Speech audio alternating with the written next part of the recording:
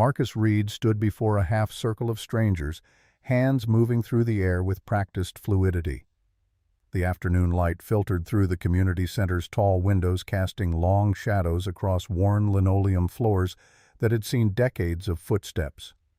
His fingers shaped the sign for love, 3 fingers, extended thumb and pinky tucked pressed briefly against his chest. The dozen students mirrored him, some smoothly, others with the stiffness of beginners still learning their bodies could speak. A woman in the front row fumbled, then caught herself, and Marcus nodded encouragement. Teaching American Sign Language had become his anchor these past 6 years, the thing that kept him tethered when grief threatened to pull him under. Someone raised a hand. Marcus pointed. "How did you learn ASL, Mr. Reed?" The question came every semester, inevitable as winter. Marcus let his hands answer before his voice did, signing as he spoke, a habit so ingrained he barely noticed anymore. "My wife taught me. She was born deaf, fluent since infancy. I learned because I wanted to understand her world, not force her into mine." He didn't mention the rest. Didn't explain how Sarah's hands had been the last thing he'd felt before the doctors rushed her into emergency surgery, how her fingers had trembled against his palm, forming the sign for promise, over and over, until the anesthesia claimed her. Some stories didn't belong in classrooms. The session ended at 3:15. Students filtered out their chatter, filling the hallway beyond the door. Marcus began erasing the whiteboard, wiping away the day's vocabulary. Family home together. Goodbye. The irony wasn't lost on him. Small footsteps echoed down the corridor, growing louder. Marcus turned just as 3 identical blonde tornadoes burst through the doorway, each clutching a stuffed animal like a security blanket against the world's sharp edges. Marlo arrived first, teddy bear tucked under one arm, her free hand already signing. "Daddy, we're hungry. Can we get pretzels from the vending machine?" Sinclair followed, Bunny's ears flopping as she ran. "Mrs. Chen said we were very good today and only talked during free time, not during math." Wren brought up the rear, her stuffed puppy's black button eyes catching the light. She signed without speaking, fingers moving in the fluid patterns that came as naturally to her as breathing. "Mrs. Davis asked if today is special. She wanted to know why you're picking us up early." Marcus crouched to their level, meeting 3 pairs of blue eyes, Sarah's eyes preserved in their daughters, like photographs he could hold. 6 years old today. 6 years since his world had split in two, before and after, since he'd become both mother and father in a single devastating moment. "Today is very special." He signed back, making sure Wren could follow every word. "It's your birthday, 6 years of light in my life. And yes, it's also the day Mommy went to heaven, but she would want us to celebrate you 3, not be sad."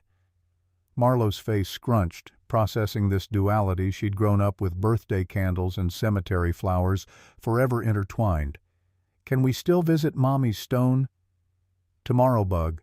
Tonight we're doing something different, something special." Sinclair bounced on her toes. What is it?" Marcus stood reaching for his jacket on the back of the chair. The community center's heating system clanked and groaned, struggling against the October chills seeping through old walls. "Dinner. At a fancy restaurant." 3 mouths fell open in perfect synchronization. Marcus almost laughed. Almost. They'd been to McDonald's plenty, to pizza places with sticky tables and arcade games, but never somewhere that required reservations, somewhere with cloth napkins and prices that made his carefully budgeted paycheck wince. "Like where princesses eat," Marlo breathed. "Exactly like that." The drive across town took 20 minutes. Marcus's Honda Civic had seen better years. A crack spider-webbed across the windshield, the passenger seat's upholstery torn at one corner, but it ran, and that was enough. The girls chattered in the back seat, hands flying in excited conversation he caught in glimpses through the rearview mirror. Lumiere Restaurant occupied the ground floor of a downtown high-rise, all glass and polished brass, utterly out of place in his world of grocery store coupons and stretched paychecks. Marcus had driven past it 100 times, never imagining he'd walk through those doors. But Sarah's parents had sent a check for the girl's birthday, and he'd decided just this once to do something extraordinary. The maitre d' looked them over with barely concealed skepticism, A man in khakis and a button-down that had seen too many wash cycles, 3 6-year-olds in their best dresses, stuffed animals in tow. "Reservation for Reed," Marcus said, voice steady despite the weight of judgment. The man checked his screen, eyebrows lifting fractionally. "Right this way." They followed him through a maze of white tablecloths and crystal stemware, past couples leaning close over wine business dinners conducted in hushed tones. Marcus felt every eye that tracked their progress, every subtle shift, as diners registered their presence. He'd grown used to stares 3 identical children tended to attract attention, but this was different. This was the weight of not belonging, of intruding on a world designed to exclude people like him. Their table sat near the kitchen doors, the least desirable spot in the house. Marcus didn't complain.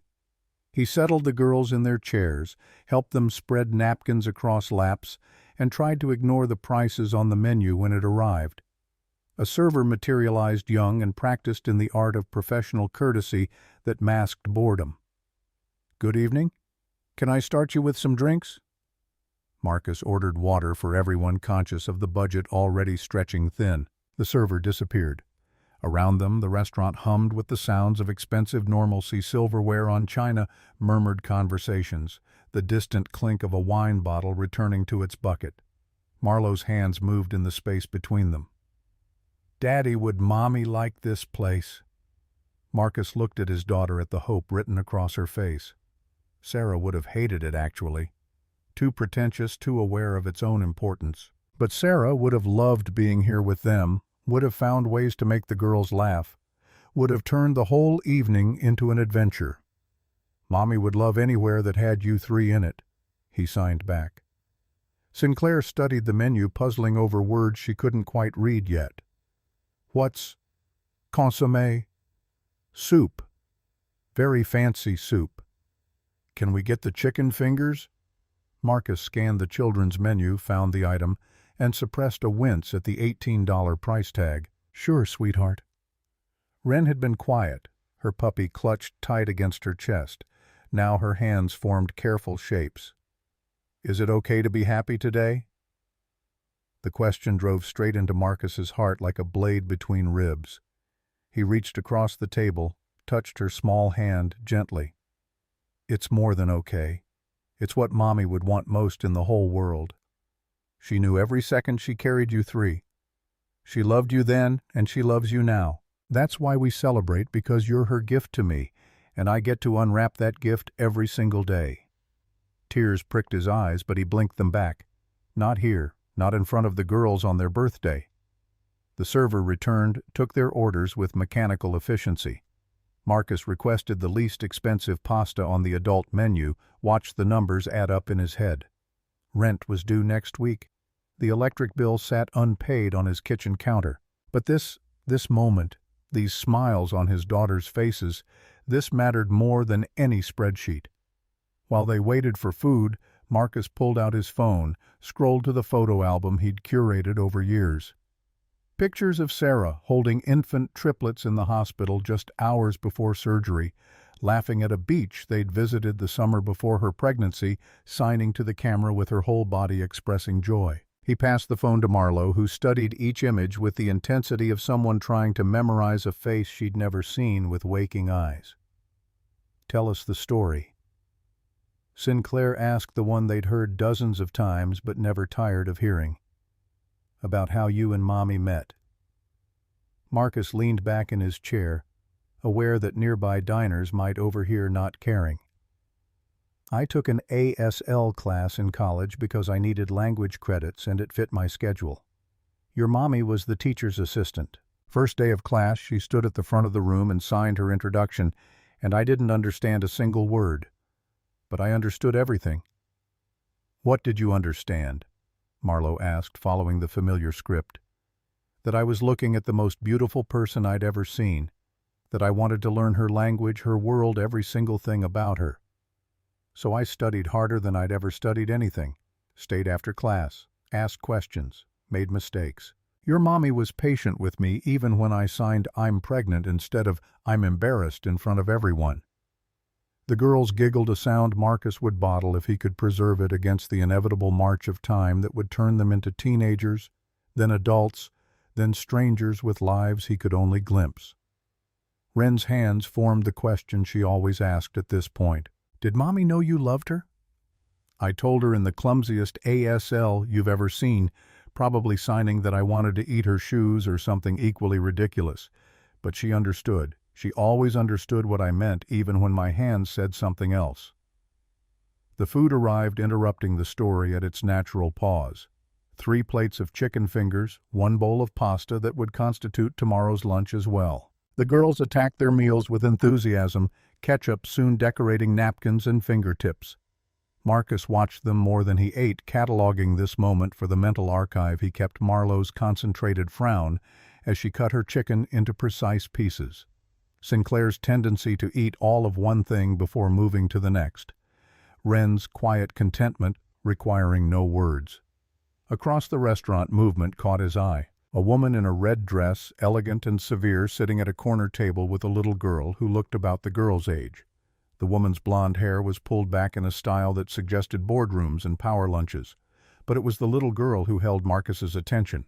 She sat utterly still, hands folded in her lap, staring at her untouched plate with an expression Marcus recognized instantly. He'd seen it in mirrors after Sarah died, in the faces of students struggling to bridge the gap between hearing and deaf worlds.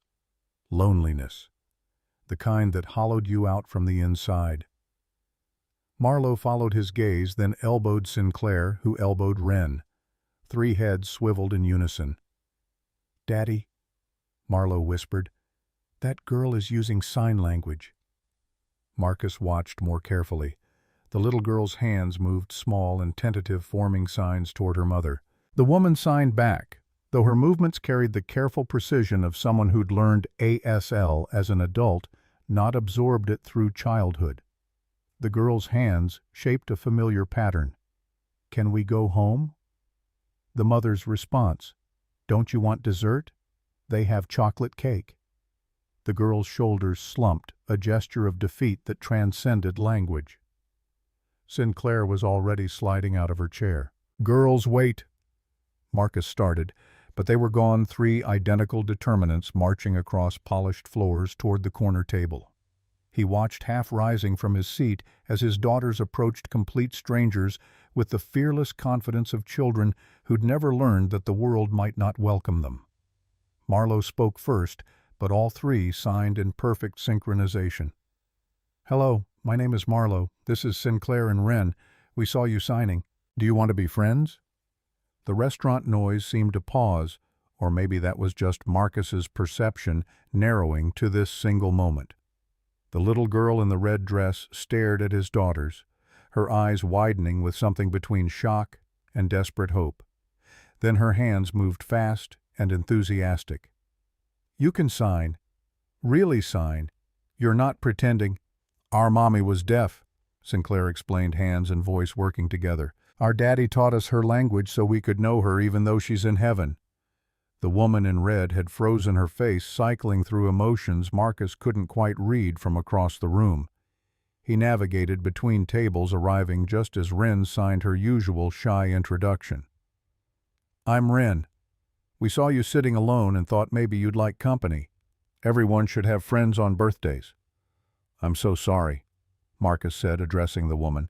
The words felt inadequate, small against the enormity of what his daughters had just done.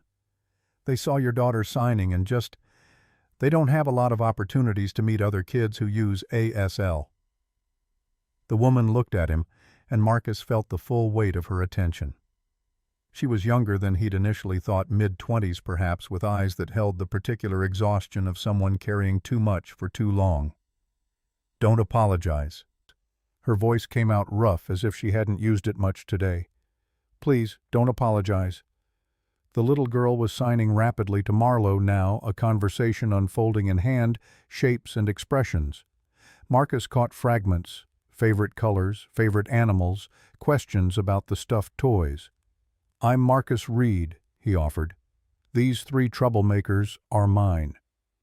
Isabella Monroe." She extended a hand, and Marcus shook it, noting the firmness of her grip, the expensive watch at her wrist. "And this is my daughter Ellery." Ellery glanced up at her name, then immediately back to the triplets as if afraid they might vanish if she looked away too long. "How long has Ellery been deaf?" Marcus asked quietly, keeping his voice low enough for privacy. Isabella's jaw tightened almost imperceptibly. 3 years. Car accident when she was 3. Traumatic injury to the auditory nerve. The doctor said— She stopped, shook her head. "It doesn't matter what they said. What matters is nobody talks to her." "Not really. Teachers, other parents, children at school, they either stare or ignore her. I've tried everything. Special schools where she's the only deaf child. Deaf schools where I'm an outsider. Nothing works." Marcus understood that particular species of grief, the kind that came from watching your child navigate a world designed without them in mind. "The girls don't have many deaf friends," he said. "Most of their exposure to ASL comes from me and from Sarah's parents. They've been asking for years when they'll meet other kids who sign." "Can we play?" Marlowe interjected, not bothering with preamble. "There's an ice cream shop 2 blocks from here. Daddy, can we go? Please?" 4 pairs of eyes turned to Marcus, then to Isabella. The hope in Ellery's face was almost painful to witness, raw and unguarded in a way that suggested she'd learned not to hope too often. Isabella looked at her daughter, then at Marcus, calculation visible behind her eyes, weighing risks, measuring trust. "I don't usually—" she began. "I understand," Marcus said quickly. "Stranger in a restaurant. But for what it's worth, I have 3 references you can call, including my direct supervisor at the community center where I teach. I'm not—" he paused, searching for the right words. "I'm just a dad trying to give his daughters what they're asking for, same as you." Something in Isabella's expression shifted, a fortress wall developing the smallest crack. "Ice cream," she said slowly. "In public, somewhere well lit.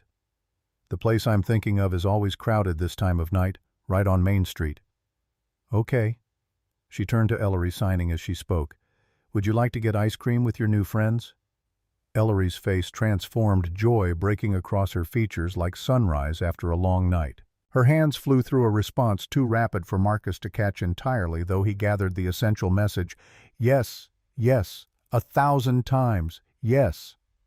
Marcus returned to their table, paid the check with his credit card, while trying not to think about next month's statement.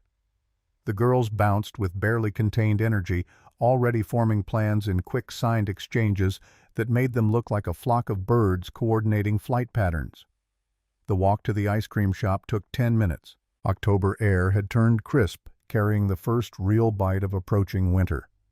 Marcus walked slightly behind Isabella and the 4 girls, watching as his daughters flanked Ellery like protective guards, including her in their conversation with the easy grace of children who hadn't yet learned prejudice.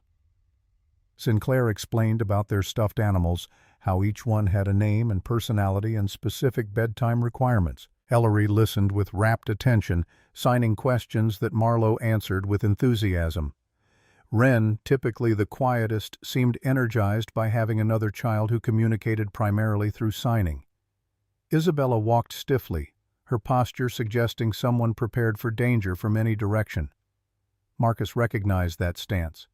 He'd worn it for the first year after Sarah died, that constant bracing against the next catastrophe. "How long have you been doing this alone?" he asked quietly. She didn't look at him. 3 years. My husband died in the same accident that took Ellery's hearing." Marcus absorbed this, the arithmetic of grief tallying in his mind. Widow, single mother, daughter with a disability, all the same clubs he belonged to. "I'm sorry. There aren't good words for it." "No, there aren't." She paused at a crosswalk, pressed the button with more force than necessary. "People try. They tell me I'm strong, that I'm doing great, that my husband would be proud. But none of them know what it's like. None of them understand that I'd trade every dollar I have, every success, every achievement, just to see my daughter smile the way she's smiling right now." Ahead, the 4 girls had linked hands, Marlowe and Ellery in the middle, Sinclair and Wren on the ends, and were skipping along the sidewalk in careful unison. Passers-by smiled at them, charmed by the sight. "They're good kids," Marcus said. "Yours and mine both." "I run a company with 3,000 employees," Isabella continued as if he hadn't spoken. I negotiate million-dollar contracts. I sit in boardrooms with men twice my age and make them listen. But I can't give my daughter friends. I can't manufacture acceptance.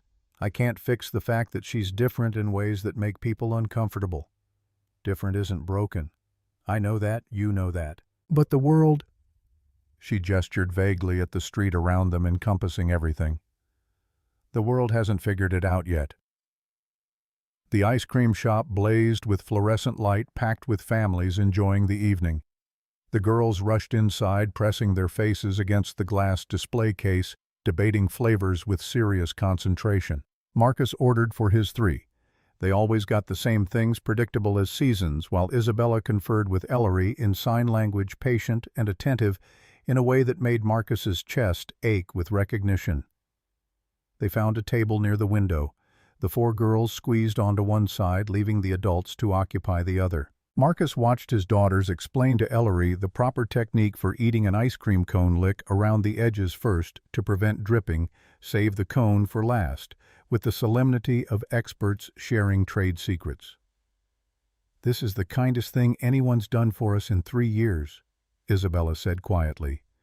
She hadn't touched her own ice cream, a small cup of vanilla that was already starting to melt. "Strangers being nice, I mean. People we don't pay to care." Marcus winced at the implication. "Is that what you think this is, being nice? Isn't it? My daughters saw a kid who spoke their language and wanted to make a friend. I'm just following their lead." "You're a better person than most, then." "I'm a single dad who teaches ASL for barely enough to cover rent. I'm not better than anyone. I'm just trying to survive one day at a time and give my kids something that looks like a normal childhood." Isabella finally met his eyes, fully really looked at him instead of past him. "What did you do before?" "Worked in a non-profit focused on deaf education. Sarah was my supervisor, actually. We met at a conference, started dating, got married young because we just knew. The pregnancy was a surprise. Triplets were a shock. And when complications started, we thought we'd handle them. We thought we had time." The words came easier than he'd expected, maybe because Isabella already understood the shape of his grief, even if the details differed. "Sarah made me promise at the end. Promise that I'd teach the girls to sign, that they'd know her language, that they'd carry her with them. So I quit the nonprofit, took the teaching job that offered more flexibility, and I've been keeping that promise ever since." "That must be exhausting." "It's the easiest promise I ever made." Across the table, Ellery had chocolate ice cream on her nose. Marlowe reached over with a napkin, wiping it away gently while signing something that made all four girls dissolve into silent giggles, that distinctive laughter of deaf children full of breath and joy, but no sound. Isabella's hand trembled slightly as she raised it to her mouth, and Marcus realized she was crying, not sobbing, nothing dramatic, just tears sliding down her face while her expression remained carefully neutral. "I'm sorry," she whispered. I don't cry in public. There's nothing public about this table, it's just us." She pulled a tissue from her purse, dabbed at her eyes with precise movements that suggested long practice at hiding emotion. "I've been trying so hard to fix everything, to be enough, to make up for what Ellery lost.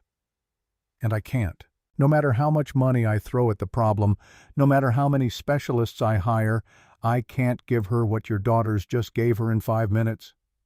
What's that? Being seen, not as the deaf kid, not as the CEO's daughter, just as Ellery." The ice cream was disappearing rapidly. Sinclair had started teaching Ellery a hand-clapping game, their fingers moving in coordinated patterns that required no verbal instruction. Wren and Marlowe were having an animated debate about which superhero would win in a fight, complete with dramatic gestures. "We should do this again," Marcus heard himself saying. "The girls, I mean.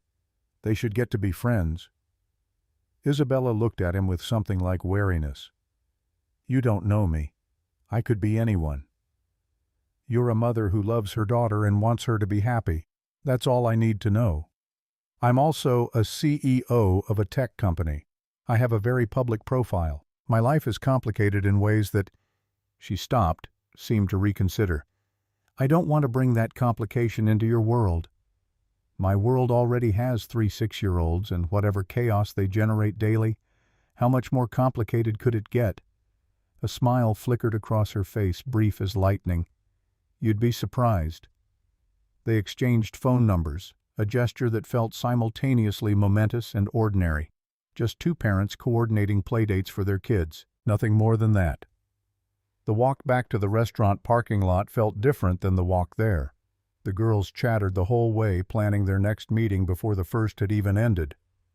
Ellery kept looking back at Marlo as if afraid she was dreaming. At Isabella's car, a Tesla that probably cost more than Marcus made in 2 years, the girls hugged goodbye. Ellery signed something to the triplets that made them all nod solemnly, some kind of promise exchanged in a language Marcus had taught them to honor.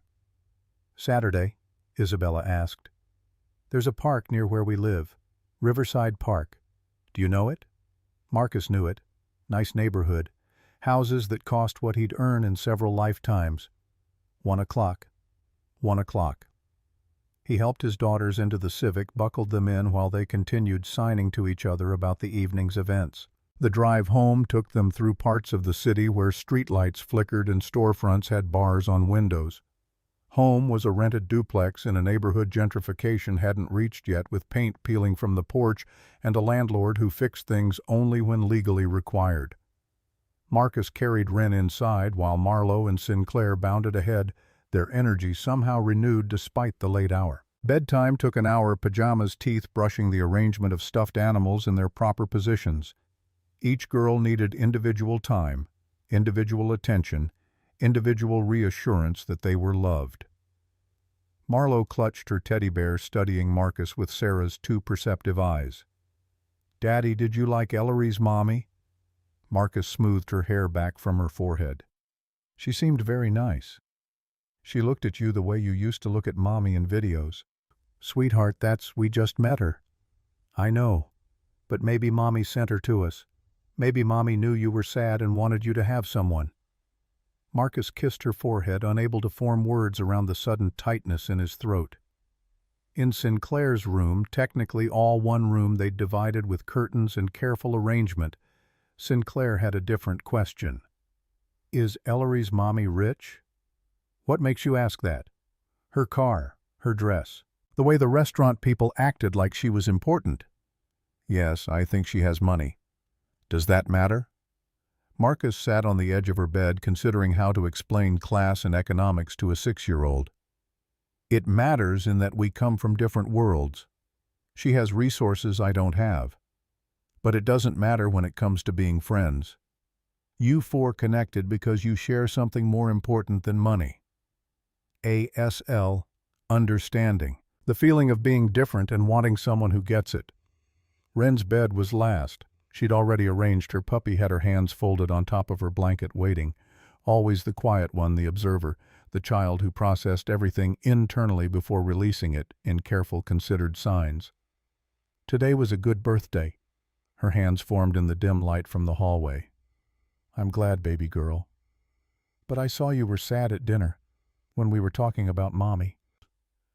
Marcus should have known Wren would notice. She saw everything catalogued, every micro-expression, every shift in tone. "I'm always a little sad on your birthday, but I'm also so happy. Both things can be true at the same time. Like being hungry and full at once. Exactly like that." She considered this, her small face serious. "I think Ellery's mommy is sad and happy too, like us." "What makes you think that?" Her eyes. "They looked like yours when you talk about Mommy. Like she lost something important but found something new and doesn't know if it's okay to be happy about it." Marcus pulled her blanket up to her chin, marveling at how children could see straight through to truths adults spent years hiding.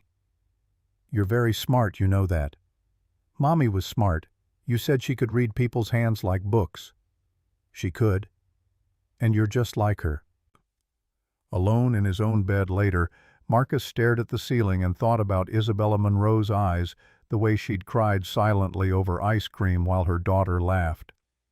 He thought about Sarah, about the promise he'd made 6 years ago in a hospital room that smelled of disinfectant and fear.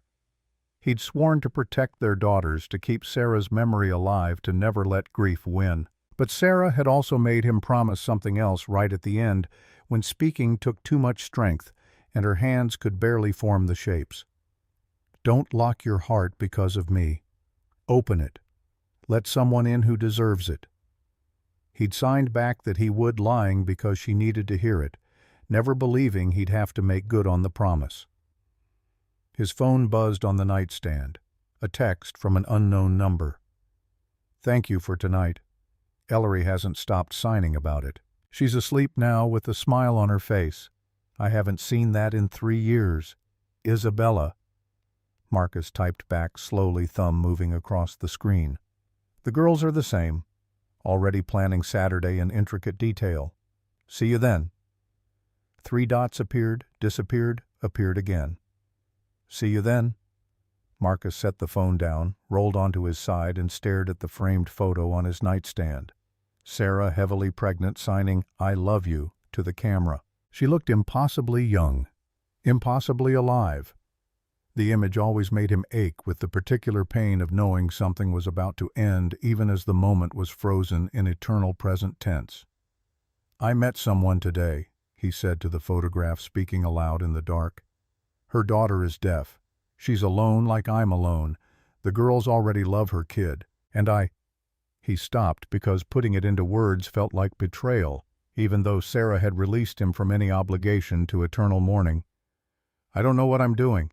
I don't know if I'm ready. But something happened tonight.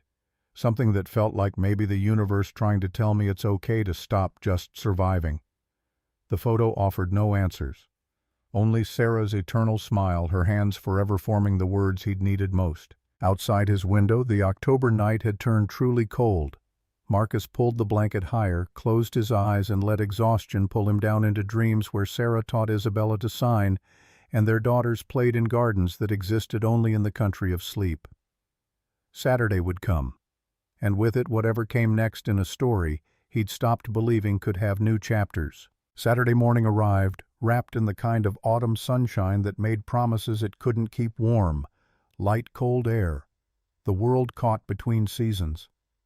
Marcus woke to the sound of his daughters already awake, their hushed whispers carrying through the thin walls of the duplex. The digital clock read 6:43, and he allowed himself the luxury of staying horizontal for another minute, staring at water stains on the ceiling that resembled continents he'd never visit. The girls had laid out their clothes the night before, matching lavender dresses that Sarah's mother had sent last Christmas, still crisp, despite multiple wearings. They'd insisted on coordinating on presenting a united front to their new friend. Marcus found them in the bathroom. They shared, Marlo helping Wren with her hair, while Sinclair brushed her teeth with the focused intensity she brought to every task. "We need to leave in 6 hours, Marlo announced as if this were breaking news. "I'm aware. That's 360 minutes. Also aware. 21,600 seconds. Marcus leaned against the doorframe, watching his daughters prepare for an afternoon playdate with the seriousness of generals planning campaigns. "What if she doesn't come?" Sinclair's question emerged around a mouthful of toothpaste foam. "She'll come. But what if she forgets? Or what if her mommy decides we're not good enough?" Marcus knelt beside her, waited until she'd rinsed and could meet his eyes. "Isabella won't forget. And you 3 are more than good enough for anyone." The morning crawled. Marcus made pancakes that the girls barely touched their stomachs, apparently too full of anticipation for actual food. He graded papers from his Thursday class while they played elaborate games involving their stuffed animals and what appeared to be an intricate judicial system for resolving disputes. At 11:30 they began asking if it was time to leave yet. At 12 they started putting on their shoes. "We have an hour," Marcus reminded them. "We could be early. We could also seem desperate. Aren't we?" Wren's hands formed the question with brutal honesty. Marcus didn't have a good answer for that. They left at 12:45 anyway, unable to sustain the pretense of casual indifference. The drive to Riverside Park took 20 minutes through neighborhoods that grew progressively more manicured lawns, more expansive houses, more imposing. Marcus felt the familiar discomfort of crossing invisible borders between his world and places where people had sprinkler systems and 3-car garages. Isabella's Tesla was already in the parking lot when they arrived. She stood beside it, Ellery at her side, both of them scanning the incoming traffic. Isabella wore jeans today, expensive ones that probably cost more than Marcus's monthly grocery budget, and a cashmere sweater in deep blue. Ellery had on a red dress with white tights, her dark hair pulled back in a ponytail secured with a velvet ribbon. The triplets exploded from the Civic the moment Marcus put it in park, running toward Ellery with shouts of greeting. Ellery's face transformed joy, erasing the careful neutrality she'd worn while waiting. The four girls converged in a tangle of hugs and rapid signing, picking up conversations as if the week between hadn't happened. Marcus approached more slowly, suddenly aware of his own worn jeans, the flannel shirt he'd owned since college, the shoes that needed replacing 2 months ago. "You came?" Isabella's voice carried relief that suggested she'd shared Sinclair's doubts. "Of course we came. I wasn't sure. People make promises to Ellery all the time. Play dates that get canceled. Birthday party invitations that turn out to be mistakes. I've learned not to believe in follow-through." The girls had already run toward the playground equipment, a massive wooden structure that looked like a castle designed by committee. Marcus and Isabella followed at a more measured pace, maintaining the careful distance of two people who weren't quite sure what they were to each other yet. "How was your week?" The question felt absurdly formal, given that Marcus had spent half of Thursday thinking about the way Isabella's hands moved when she signed, the precision and grace that came from years of practice driven by necessity. Exhausting. Board meeting on Tuesday, product launch on Wednesday, crisis management on Thursday when our biggest client threatened to leave. The usual chaos. "What does your company do?" "You said tech, but that covers a lot of ground." "Digital security. We develop software that protects sensitive data for corporations, governments, healthcare systems." "It's—" She paused, seemed to reconsider whatever corporate pitch she'd been about to deliver. "It's supposed to make the world safer. Sometimes I think it just makes it more complicated." They reached a bench with a view of the playground. The girls had climbed to the highest platform, were engaged in some elaborate game that involved a lot of pointing and signing. Other children played nearby, occasionally glancing at the four girls with curiosity, but keeping their distance. "Your daughters are remarkable," Isabella said quietly. "The way they communicate. It's so fluid, so natural. You can tell it's not something they learned in a classroom." Sarah made sure of that. Even when she was sick, even at the end, she'd signed to them. She recorded dozens of videos before she died, bedtime stories, lullabies, just her talking about her day. The girls watch them sometimes. It helps them remember her voice, even though they only hear it through my translations. Isabella pulled her coat tighter around herself despite the sun's warmth. "Ellery doesn't remember what sound was like. The accident happened so fast and she was so young. Sometimes I wonder if that makes it easier or harder. No memory of before means no longing for it, but it also means she doesn't understand everything she lost." "She didn't lose anything that mattered," Marcus found himself saying. "She lost a sense, yes, but she's still Ellery, still whole. The world just needs to catch up to her, not the other way around." Isabella turned to look at him fully, and Marcus felt the weight of that gaze like physical pressure. "You actually believe that?" "I have to, because the alternative is believing my daughters lost something when Sarah died, that they're less than they should be, because they only had her for a few hours. And I refuse to let that be their story." A scream from the playground sent both parents to their feet, but it was just another child, someone unrelated to their daughters having scraped a knee on the slide. The girls noticed the commotion, Marlowe signing something to Ellery that made all four of them look toward the crying child, then back at each other. Some silent consensus was reached, and they climbed down from their perch. Marcus watched as his daughters approached the crying child. Sinclair already pulling tissues from her pocket. She always carried tissues, a habit picked up from him. Ellery hung back slightly uncertain, but Marlowe took her hand and pulled her forward. Together, the four of them helped the other child, showing her. The scrape wasn't too bad, offering comfort in the universal language of kindness that transcended words. "I've never seen Ellery do that." Isabella's voice had gone rough. "Reach out to another kid. She always stays separate, watching but never participating. She feels safe with your daughters, safe enough to be brave." Isabella's phone buzzed. She glanced at it, frowned, typed something rapid, then shoved it back in her pocket. Work. My brother. He's also my vice president. He wants to schedule an emergency meeting tomorrow about quarterly projections. On Sunday. The company doesn't care what day it is. Bitterness crept into her tone, subtle but unmistakable. Neither does Richard. He's been pushing me harder lately, questioning my decisions, undermining my authority in front of the board. I think he's positioning himself to take over if I show any weakness. Marcus understood family complications. Though his were different parents who'd stopped speaking to him when he married Sarah, unable to accept a deaf daughter-in-law missing their granddaughter's entire lives out of stubborn prejudice. Can you fire him? Isabella laughed, short and sharp. In theory. In practice, he owns 20% of the company and several board members are loyal to him. Firing him would trigger a vote that I might not win. So we maintain this delicate balance where we pretend we're not at war while slowly destroying each other. The girls had returned, bringing with them the child they'd helped, a boy around 7 with a bandaged knee and eyes still wet from crying. His mother followed, looking simultaneously grateful and concerned. Your daughters are very sweet. The mother addressed Isabella, apparently making assumptions based on proximity. Actually, Isabella started to correct her, but Marlowe was already signing enthusiastically to Ellery, and the misunderstanding resolved itself when the woman saw the hand movements. Oh, I didn't realize, are they all deaf? Isabella's spine straightened almost imperceptibly. My daughter is deaf. These 3 are hearing but fluent in ASL. They're teaching Ellery new signs. The woman's expression shifted through several stages. Surprise, discomfort, forced sympathy. Marcus had cataloged these reactions over years, knew them by heart. That must be so hard for you. Have you tried those implants I read somewhere they can fix? Ellery doesn't need fixing. Isabella's voice could have cut glass. She's perfectly fine as she is. The woman retreated with her son murmuring apologies that rang hollow. The girls, oblivious to the adult tension, had already moved on to a new game involving the swings.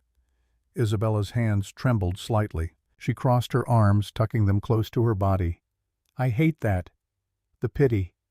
The assumption that Ellery's life is tragic, that I must be suffering through some noble burden. People don't know what they don't know, and they're scared of anything different. I'm so tired of educating strangers, of defending my daughter's existence, of pretending every interaction isn't a minefield. Marcus understood that exhaustion too, the particular weariness that came from constantly advocating, explaining, justifying choices that shouldn't require justification. The afternoon unspooled in small moments. The girls teaching Ellery a hand-clapping game that required perfect synchronization. Wren sharing her puppy with Ellery and receiving an elaborate thank you, signed with formal precision. Sinclair and Marlowe staging an elaborate dramatic production that seemed to involve knights and dragons and a lot of falling down. Other families came and went, some staring, some deliberately not staring, none engaging. Around 3:30, Marcus suggested getting coffee from the food truck parked near the parking lot. Isabella agreed, calling the girls down from the jungle gym. They walked together, the 4 girls forming their own unit ahead, Marcus and Isabella trailing behind like satellites in their orbit. What's it like? Isabella asked suddenly. Raising 3 alone. I only have 1, and most days I feel like I'm drowning. It's like being a plate spinner in a circus. You get 1 stable, another starts wobbling. By the time you fix that one, a 3rd is about to crash. You learn to prioritize, to accept that some things will break, that perfection is impossible. But you make it look easy. Marcus laughed, genuine amusement breaking through. I promise you it's not. You saw my car. The passenger seat has duct tape holding the upholstery together.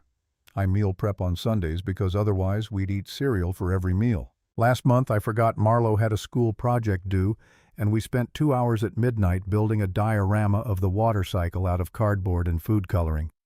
But they're happy. Your daughters are happy. Most days.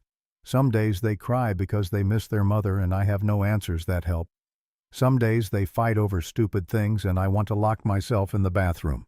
But yeah, mostly they're okay. Isabella ordered a latte that cost more than Marcus typically spent on groceries for a day. He got black coffee, basic and functional. The girls pooled their requests: hot chocolate with extra marshmallows, and found a picnic table to colonize. "Ellery asked me this morning if she could have sisters." Isabella's voice had dropped low enough that only Marcus could hear. "Not metaphorically. She wanted to know if I could give her siblings like yours have each other." "What did you tell her?" "That I'd think about it," which was cowardly. "The truth is I can barely manage one child in a company. Adding more would mean admitting I can't do both, and I'm not ready to make that choice." Marcus sipped his coffee, considering his words carefully. "You know you don't have to do both, right? You could step back from the company, focus on Ellery. You clearly have the resources." Isabella's jaw tightened. "And be what? Just a mother. Let everything I built crumble because I couldn't handle the pressure. Being just a mother isn't a consolation prize. It's the hardest job there is." "Easy for you to say. You didn't build a billion-dollar company from nothing." The words landed like a slap, and Isabella's face immediately registered regret. "I didn't mean—" "Yes, you did." Marcus kept his voice level. "And you're right. I didn't build an empire. I teach ASL for $45,000 a year and drive a car held together by hope and prayer. But I also get to see my daughters every day, know their friends, help with homework, be present for the small moments that don't seem important until you look back and realize they were everything." Isabella set her coffee down precisely, her fingers white-knuckled against the cup. "I don't know how to be just one thing. I've been proving I could do it all since my husband died. If I stop now, what was it all for?" Marcus wanted to tell her she was asking the wrong questions, that she'd already lost the plot by measuring success in quarterly earnings instead of her daughter's smiles. But he'd learned years ago that people only heard advice when they were ready to receive it. The girls were drawing in the dirt with sticks, creating elaborate pictures they described to each other in sign. Ellery had dirt on her white tights and didn't care, completely absorbed in explaining something to Wren that required both hands and exaggerated facial expressions. "She's going to hate leaving," Isabella observed. "Tomorrow she'll wake up and remember she doesn't have this. That school is full of children who ignore her teachers, who pity her, a mother who's never around because she's too busy being important. So change it. It's not that simple. It's exactly that simple. You just don't want to do the simple thing because it means admitting you chose wrong." Isabella stood abruptly, coffee forgotten. "You don't know anything about my choices. About the pressure I'm under, the people depending on me, the responsibilities that don't disappear just because parenting is hard." Marcus stood too, meeting her anger with calm he didn't entirely feel. "You're right, I don't know. But I know what your daughter looks like when she's happy versus when you picked her up at the restaurant last week. And I know which version of her I'd choose if I were in your position." They stood in tense silence while the girls continued playing, unaware of the adult drama unfolding at the edges of their joy. Finally, Isabella's shoulders dropped. "I'm sorry. I'm not usually. You don't deserve my anger just because you're saying things I don't want to hear. We all defend our choices, especially the ones we're not sure about." Isabella looked at her daughter, really looked as if seeing her for the first time. "I'm terrified," she admitted. "Terrified that if I step back from the company, Richard will destroy everything I built. Terrified that if I don't step back, I'll miss Ellery's childhood. And most terrified that I'll make the wrong choice and won't realize it until it's too late to fix." Marcus understood that species of fear, the paralysis that came from too many bad options. Sarah used to say that regret came in two flavors: things you did and things you didn't do. The second kind is always worse because you can't even learn from it. What would she tell me to do? She'd tell you that companies can be rebuilt, but childhoods can't. That money means nothing if you're too busy earning it to enjoy what it buys. That your daughter won't remember your quarterly earnings, but she'll remember whether you showed up. Isabella's eyes glistened with tears she refused to let fall. "I hate that you're probably right." "I'm definitely right. The only question is whether you're brave enough to act on it." Before Isabella could respond, Ellery ran over, signing urgently. Marlowe translated her voice, carrying across the space between families. "Ellery wants to know if we can have a sleepover. All of us together." 4 pairs of eyes turned to the adults, hopeful and expectant in the way only children could be, unaware that logistics and propriety stood between them and their desires. "That's," Isabella started.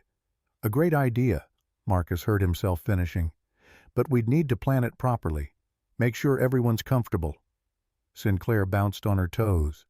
"We could stay at Ellery's house. She probably has a giant house with lots of rooms." Isabella's expression flickered embarrassment maybe, or discomfort at having her wealth highlighted so casually. "We do have space, but I'd need to check my calendar, make sure—" "Next Friday," Wren interrupted, signing as she spoke. "No school on Saturday, so we can stay up late." Marcus met Isabella's eyes across the picnic table. "Only if you're sure. That's a lot to take on." "It's 4 little girls. How chaotic could it be?" Marcus almost laughed at her naivety, but managed to turn it into a cough. "You have no idea what you're agreeing to." "Then I'll learn." The girls erupted in celebration, already planning elaborate activities that would probably bear no resemblance to whatever actually happened. Marcus gathered trash from their impromptu picnic while Isabella checked her phone the 20th time that afternoon, a habit he'd noticed but hadn't commented on. "I need to go," she announced, tension creeping back into her shoulders. "Richard just sent 3 emails flagged urgent.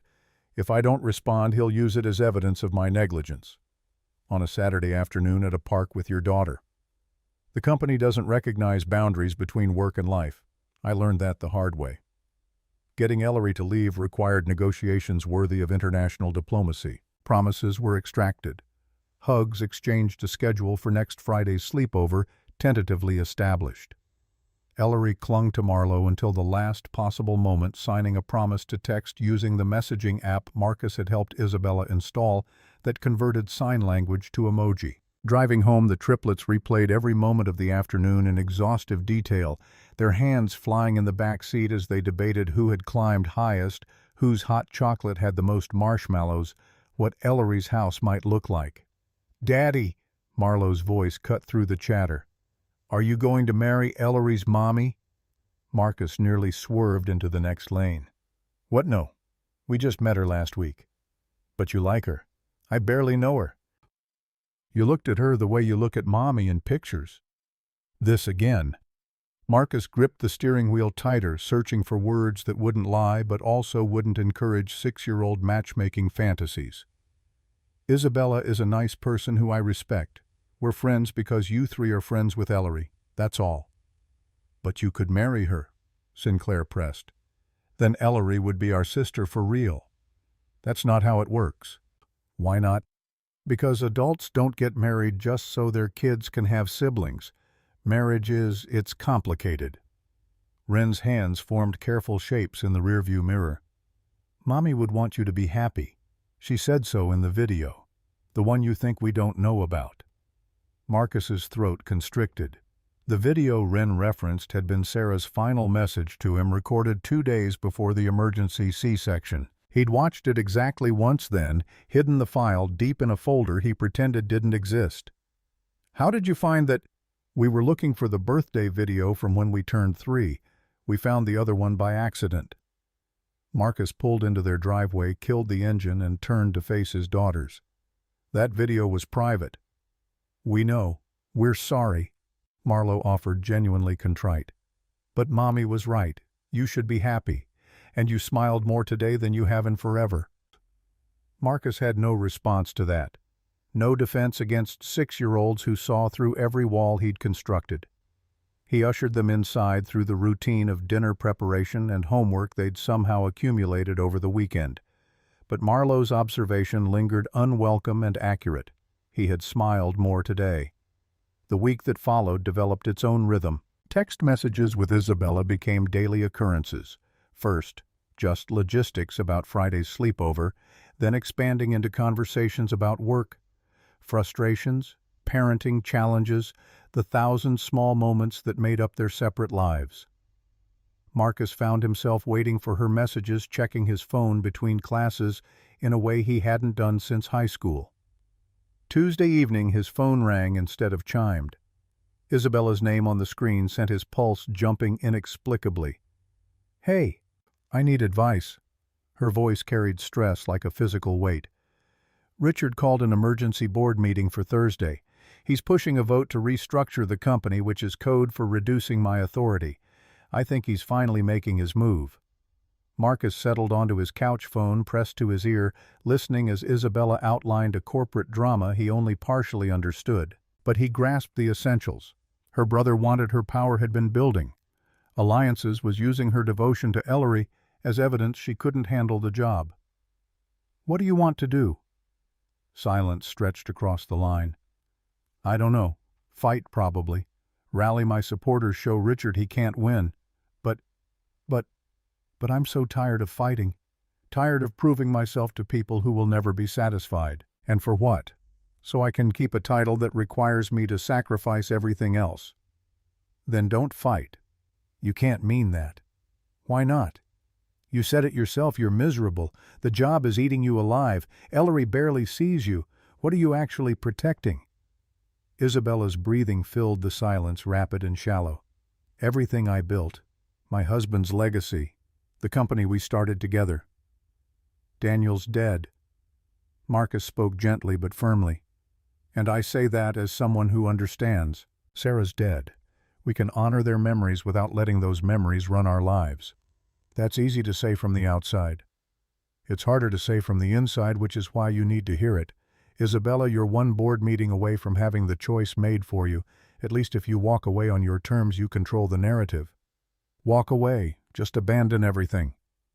Or walk toward something better. Toward your daughter. Toward a life that doesn't require you to be two people simultaneously." Another long pause. Marcus heard ice clinking.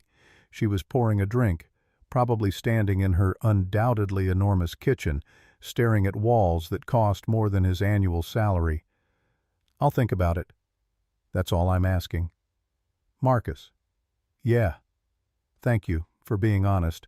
Most people just tell me what they think I want to hear."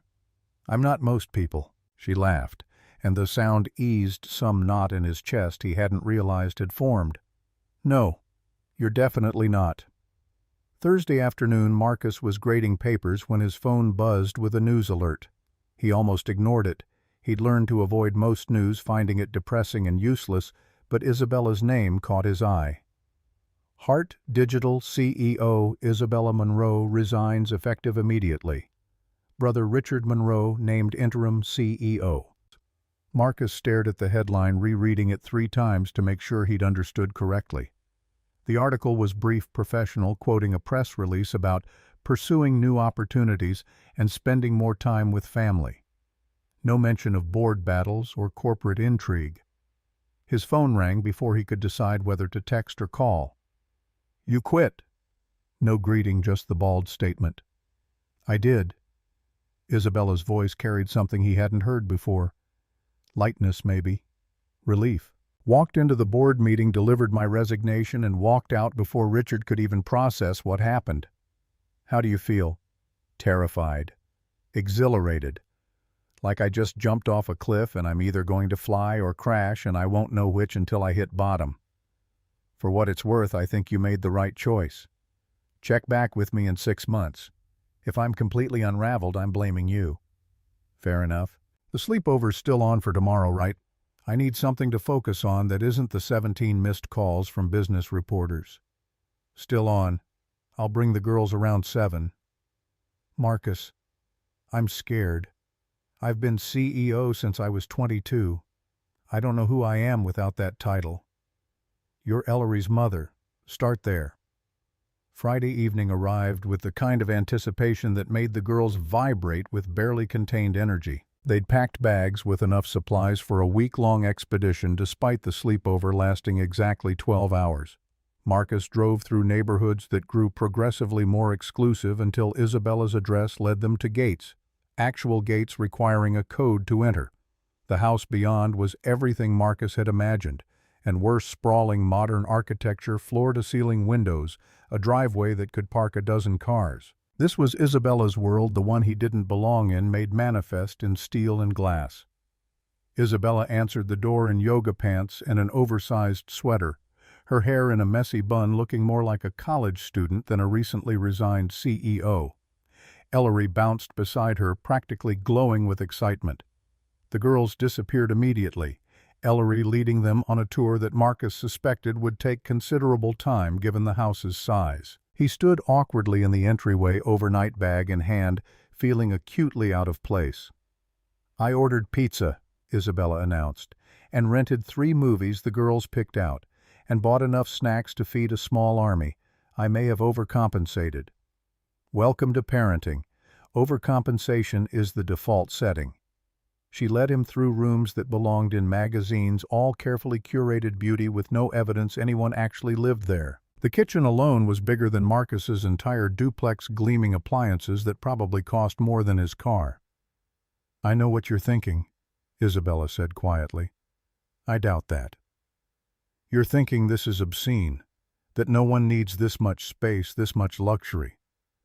Marcus considered lying, decided against it. "I'm thinking your house is beautiful and completely impersonal, like a hotel suite designed for someone who never stays." Isabella flinched. "Daniel designed it. He had very specific ideas about how things should look. After he died, I kept everything exactly the way he left it. I didn't know what else to do. Maybe it's time to change things. Make it yours and Ellery's instead of a museum to someone who isn't here. You don't pull punches, do you?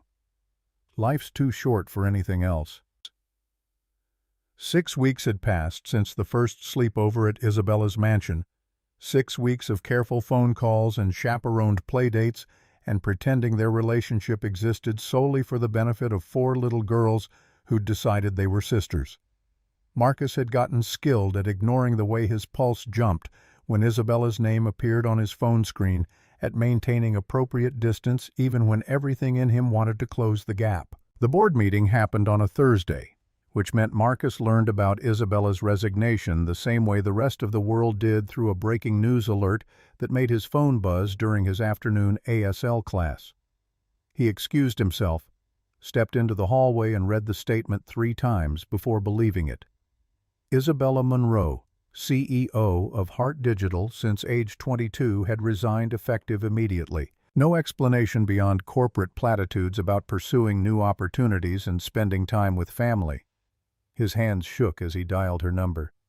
"You really did it." Her laugh came through, breathless, almost giddy. "I walked in, delivered my resignation letter, and walked out before Richard could even process what happened. He's probably still sitting there with his mouth open. How do you feel?"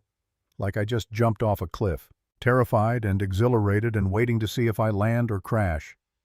They'd talked for an hour after that, Isabella pacing her enormous house while Marcus sat in his car in the community center parking lot, both of them circling around feelings they weren't quite ready to name. When he'd finally returned to class, his students had covered for him, claimed he'd been needed for an emergency, protected him with the loyalty he'd earned over years of patient teaching. Friday arrived wrapped in November cold, the kind that promised winter lurking just beyond the calendar's edge. The girls had been planning this sleepover with military precision this time at Marcus's duplex, which meant Isabella would finally see how the other half lived. Marcus had cleaned obsessively all week, though he couldn't disguise worn carpet or the kitchen that barely accommodated 4 people. Isabella's Tesla looked absurd in his driveway, a vehicle worth more than his annual salary parked beside his 15-year-old Civic. She emerged carrying grocery bags that probably cost triple what he normally spent wearing jeans that had never seen a discount rack. The evening unfolded with surprising ease. The girls claimed his living room for an elaborate blanket fort, while Marcus taught Isabella to cook actual food instead of reheating prepared meals. She massacred vegetables with endearing incompetence, asked questions about every step, absorbed his instructions with the same intensity she'd probably brought to board meetings. They ate cramped around his small table elbows, bumping conversation flowing. Isabella looked overwhelmed by the proximity, the chaos, the sheer aliveness of family dinner in tight quarters. After the girls retreated upstairs, Marcus and Isabella stood at his kitchen window, wine glasses in hand, talking about everything and nothing until words became insufficient.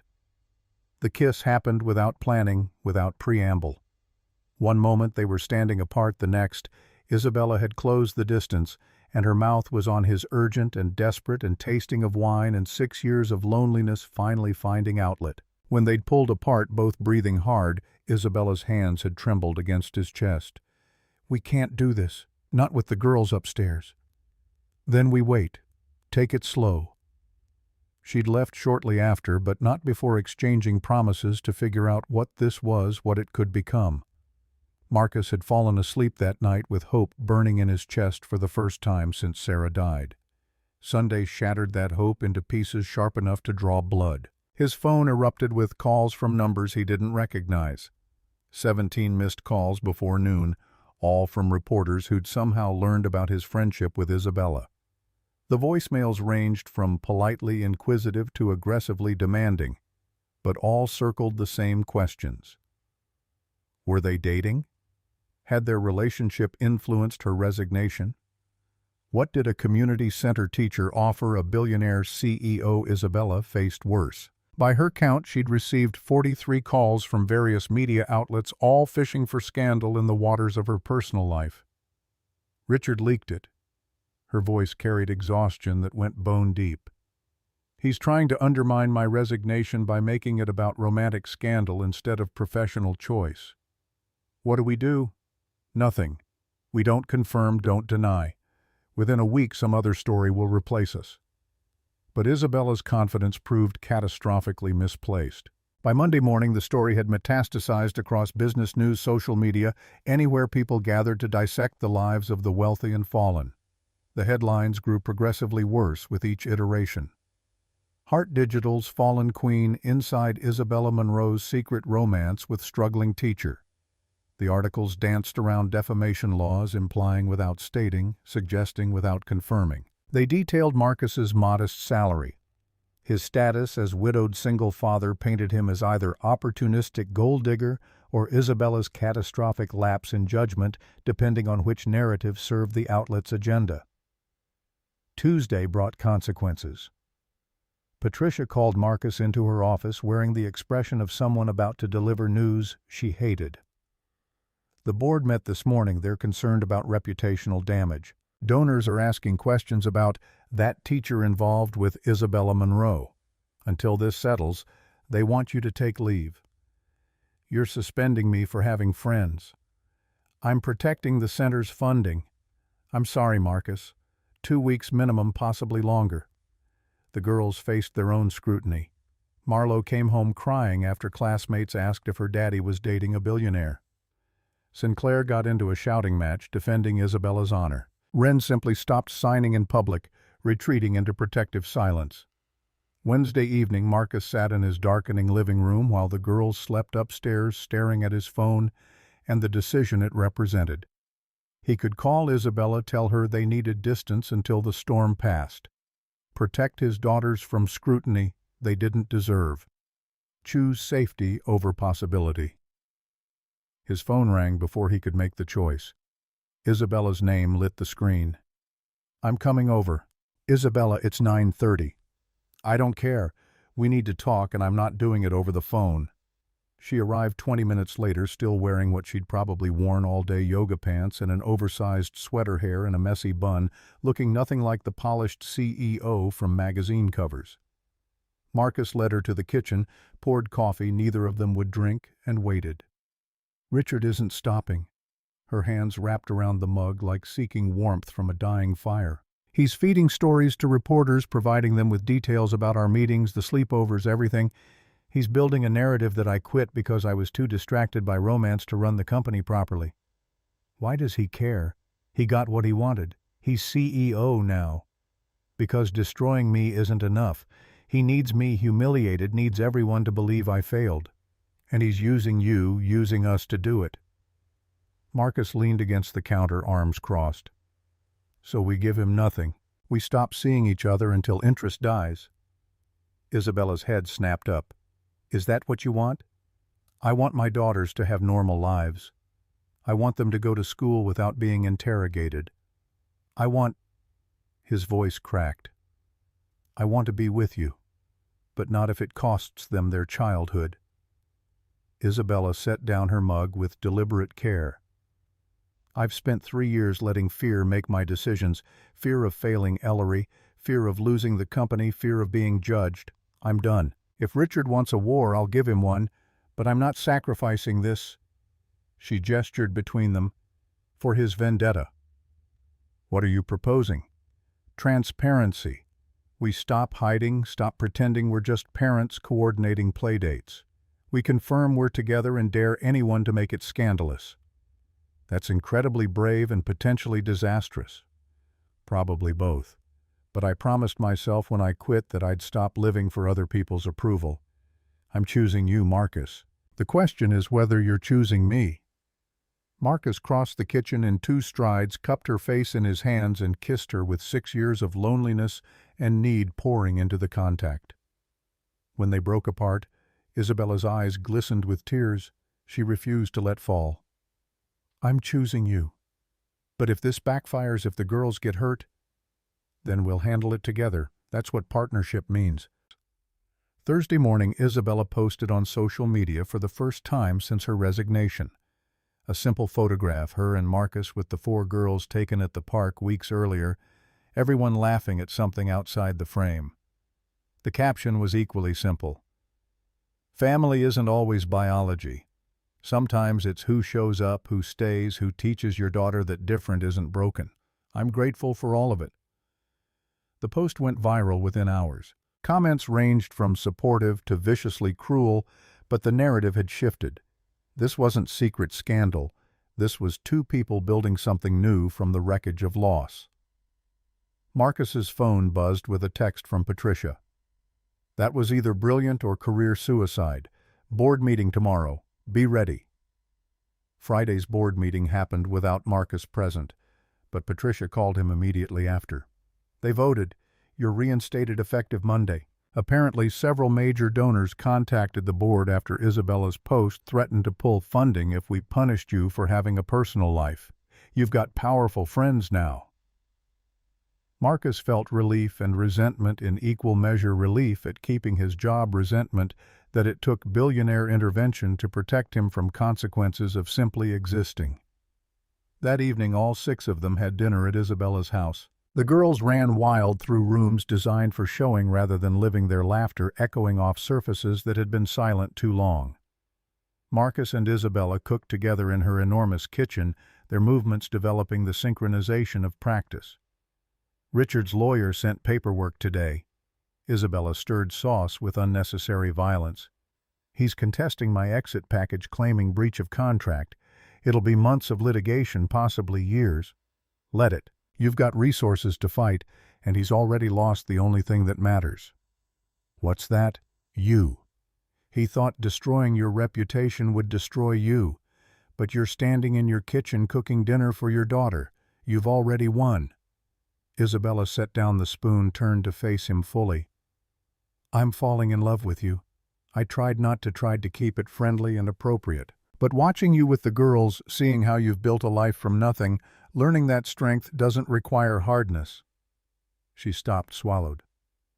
"I'm falling, and I'm terrified because I've already lost one person I loved." Marcus pulled her close, resting his chin on top of her head. "I'm terrified too. But Sarah made me promise not to lock my heart because of her. And I think Daniel would want the same for you. We can honor their memories and still choose to live." 6 months slipped past in a blur of integrated lives. School pickups, shared dinner tables, combined holidays, celebrated together. The girls became inseparable, finishing each other's sentences in both speech and sign. Marcus and Isabella navigated the strange dance of blending families, learning to parent as team rather than parallel individuals. Richard's lawsuit dragged through courts while media interest slowly faded. Other scandals replaced them, newer dramas captured attention. Life settled into rhythms that felt almost normal. On a Tuesday in late spring, Marcus received an unexpected visitor at the community center. Diana Hartwell, looking frail and diminished, nothing like the board member who'd pressured Isabella to resign. "Mr. Reed, I was hoping we could talk." Marcus led her to his office, small and cluttered with teaching materials. Diana sat carefully as if movement caused pain. "I'm dying. Lung cancer stage 4. 3 months if I'm lucky. I'm sorry. Don't be. I'm here to confess, not receive sympathy. She pulled an envelope from her purse, placed it on his desk. I hired the reporter who broke your story, Jennifer Caldwell. I fed her information about your relationship with Isabella, suggested angles that would maximize scandal. I wanted Isabella destroyed for daring to walk away from the company. Marcus stared at the envelope, processing this revelation. Why are you telling me this? Because dying clarifies priorities. I've spent decades accumulating power and wealth, sacrificing relationships and integrity for success. And now I'm leaving it all behind with nothing but regrets. She pushed the envelope toward him. That's proof. Emails, payment records, everything you'd need to sue me into oblivion. I won't contest it. Consider it partial restitution for damage I caused. Marcus opened the envelope, scanned documents that would indeed destroy Diana's reputation and estate. What do you want me to do with this? Whatever you think is just. But before you decide, I need you to understand something. Diana's voice wavered. Isabella reminds me of who I was before ambition consumed everything else. She had the courage to walk away while she still could. I stayed until I had nothing left but money and regrets. Don't let her become me. After Diana left, Marcus sat alone with the envelope, weighing options. He could destroy her claim, legal damages, make her final months miserable, or he could choose differently. He called Isabella.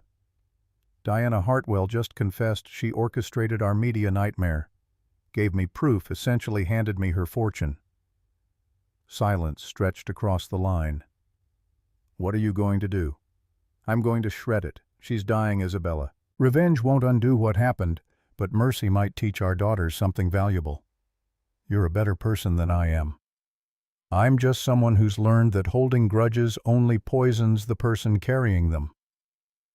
That weekend, Marcus took the girls to visit Sarah's grave for the first time in months. They brought flowers, arranged them carefully, signed messages to the mother they'd never consciously known. Daddy. Marlowe looked up from tracing Sarah's name on the headstone. Is it okay that we love Isabella? Does that mean we're forgetting Mommy? Marcus knelt beside his daughters, gathering them close. Love isn't limited. Your hearts are big enough for both. Mommy would want you to have as much love as possible from as many people as possible. Isabella doesn't replace her. She's just someone else who loves you, and that's only good. Wren's hands formed careful shapes. Are you going to marry her? Would that be okay with you three? 3 identical grins answered before hands could. Marcus proposed on a Saturday morning in June in the kitchen of Isabella's house that was slowly transforming from museum to home. No elaborate planning, no dramatic gestures. Just Marcus on one knee while Isabella made pancakes, the girls giggling from the doorway where they'd been spying. I'm not offering perfection or easy answers. I'm offering partnership, co-parenting chaos, and someone who sees you, really sees you, not the CEO or the money or the mistakes, just Isabella. The ring was simple silver engraved with "Love Needs No Words," a reference to the ASL that had brought their families together. Isabella's hands trembled as she signed "Yes," before speaking it, tears streaming down her face, while 4 little girls erupted into celebration. The wedding happened in September, small and intimate, in the garden of Isabella's house. 50 guests, mostly family and close friends who'd supported them through scandal and judgment. The ceremony was conducted simultaneously in English and ASL, every vow signed before being spoken. Marcus's vows came from months of practice, hands moving with Sarah's grace. Isabella, you taught me that moving forward isn't betrayal, that building something new honors rather than diminishes what came before. Sarah gave me 3 angels. You've given me permission to live again, not just survive. I promise to be present, to be honest, to parent beside you rather than parallel to you. I promise to see Ellery as whole, not broken, and to teach our daughters that love transcends every boundary society tries to impose. Isabella's vows were simpler, but no less powerful. Marcus, you showed me that success isn't measured in quarterly earnings or stock prices, but in whether my daughter smiles when I come home. You've taught me that vulnerability is strength, that asking for help isn't failure. I promise to keep learning, keep growing, Keep choosing presence over achievement. I promise to honor Sarah's memory by living the fullness she wanted for you." The 4 girls served as flower girls, each carrying signs spelling out, "Love, Hope, Family, Forever." When Marcus and Isabella kissed as newly married partners, the entire gathering erupted in ASL applause, hands waving in the air, creating waves of silent celebration. Richard attended, arriving late and leaving early, but his presence suggested something shifting. Perhaps Diana's death the previous month had clarified his priorities too. 10 years collapsed and expanded simultaneously, the way time does when you're actually living instead of merely enduring. The girls grew from 6 to 16, that awkward space between childhood and adulthood where everything feels simultaneously urgent and eternal. Marlo became student body president, fierce advocate for accessibility and inclusion. Sinclair discovered talent for programming, built apps that translated ASL in real time. Wren wrote poetry that won national competitions, her words carrying weight her voice sometimes couldn't. Ellery transformed from lonely outsider to confident young woman who gave speeches about disability justice, who taught ASL to anyone willing to learn, who carried both Isabella's determination and Marcus's patience. The presentation happened on a Friday in November, scheduled for Deaf Awareness Week at the high school. All 4 girls attended. Marcus and Isabella sat together in the auditorium, hands intertwined, watching their daughters prepare to address an audience of peers and parents. The 4 teenagers stood together at the front of the stage, holding stuffed animals worn soft by years of love, teddy bear bunny puppy, and the elephant Ellery had received for her 7th birthday. Ellery signed while her sisters translated in rotating harmony, their voices blending. "When I was 6, I thought being deaf meant being alone forever. I was the girl nobody wanted to play with, whose difference made people uncomfortable. Then 3 girls walked up to me in a restaurant and asked if I wanted to be friends. Not in spite of my deafness, not to be kind to the disabled kid, they just wanted to be friends." Marlo took over the narration. "Our mother died giving birth to us. We never heard her voice, only knew her through the language she left behind. That language became a bridge to our mother's memory, to each other, and eventually to a sister we didn't know we needed." Sinclair continued, "Our parents taught us that family isn't biology. It's who shows up when life gets hard, who learns your language, whether that's ASL or the language of grief or just the unique dialect each person speaks, who stays when staying is harder than leaving." Wren finished. "We're standing here today because 10 years ago some adults were brave enough to choose love over fear, presence over perfection. They showed us that blended families work when everyone commits to understanding rather than judgment, to listening with hands and hearts instead of just ears." Ellery's hands moved through final thoughts while all 3 sisters spoke in unison. "Disability isn't something to cure or pity. Grief isn't something to hide. Difference isn't something to fear. They're all just parts of being human. And being human is hard enough without spending energy pretending we're something we're not. Our family works because we stopped pretending. We started showing up honestly, vulnerably, completely. That's what we're asking you to do. Show up for each other. Learn each other's languages. Choose love over fear." The auditorium erupted in applause, both traditional and ASL, creating a sound and motion that suggested hope might actually be transmittable, that 4 teenagers and 2 imperfect parents had somehow cracked the code on making broken things whole. Marcus turned to Isabella, signed "I love you" with practiced fluency.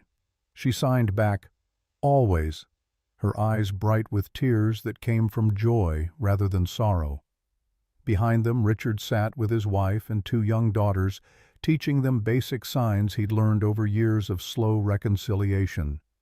Diana's death had broken something in him, made space for healing. They weren't close, probably never would be, but they'd achieved something resembling peace. After the presentation, the 6 of them gathered at the house that had transformed from showcase to home. Marcus cooked dinner while Isabella helped, their movements synchronized through years of practice. The girls set the table, bickering about whose turn it was for dishes normal and beautiful in their chaos. Over pasta and salad, conversation ranged across colleges and career plans and the 1,000 decisions looming for teenagers approaching adulthood. Marcus and Isabella offered guidance tempered by hard-won wisdom. That perfection was myth, that mistakes were inevitable, that the only real failure was refusing to try. Later, after the girls retreated to Ellery's room for whatever elaborate games 16-year-olds played, Marcus and Isabella stood in the garden where they'd married a decade earlier. "Do you ever regret it?" Marcus asked. "Walking away from Heart Digital, choosing this life instead?" Isabella considered the question seriously. "I regret that it took me so long to see what mattered. I regret the years Ellery spent lonely while I chased validation through quarterly earnings. But this," she gestured toward the house, toward the laughter spilling from upstairs windows, "this is the only success that actually counts. Building a life where the people I love know they're loved, where our daughters feel safe being exactly who they are, where we've created space for grief and joy to coexist instead of pretending one must eliminate the other." Marcus pulled her close, breathing in the evening air tinged with autumn's approach. "Sarah would like you. She'd appreciate your refusal to settle, your insistence on honesty, even when it's uncomfortable. Daniel would like you too. He'd respect how you've built something meaningful from limited resources, how you measure wealth in relationships rather than revenue." They stood in comfortable silence, two people who'd learned that love wasn't about completing each other, but about choosing to build together despite or maybe because of their imperfections. Upstairs, four girls who'd started as strangers and become sisters were planning their futures, arguing about college choices and career paths and whether they'd live together or separately.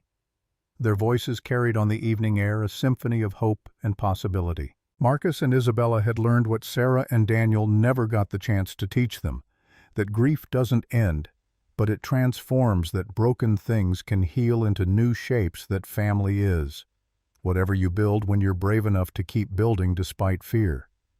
The story that had started with three girls asking a lonely child if she wanted friends had evolved into something larger, a testament to showing up, staying present, choosing connection over isolation. Four daughters who'd learned to see strength in difference, beauty in imperfection, family in the people who learned your language.